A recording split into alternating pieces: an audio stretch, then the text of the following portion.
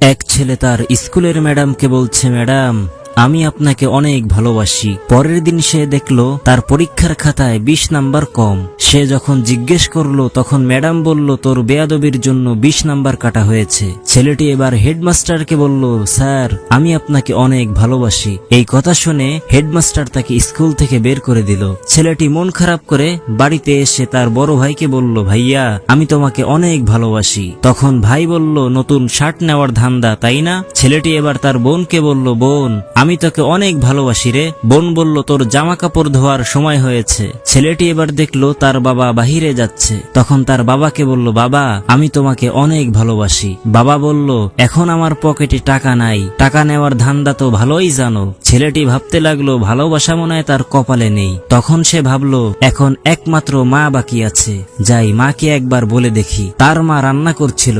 ছেলেটি তার মায়ের কাছে গিয়ে বলল, মা আই লাভ ইউ, আমি তোমাকে অনেক ভালোবাসি। তখন মা মুচকি হেসে বলল, পাগল একটা, এটা কি আর বলতে হয়? মা রান্না শেষে অনেকগুলা খাবার টেবিলে রেখে দিয়েছে। ছেলেটি অবাক হয়ে বলল, মা এত খাবার কার জন্য? তখন মা বললেন, যে আমাকে আই লাভ ইউ বলেছে তার জন্য। প্রিয় বন্ধুরা, পৃথিবীতে স্বার্থ ছাড়া যদি কেউ ভালোবাসে সে হলো মা।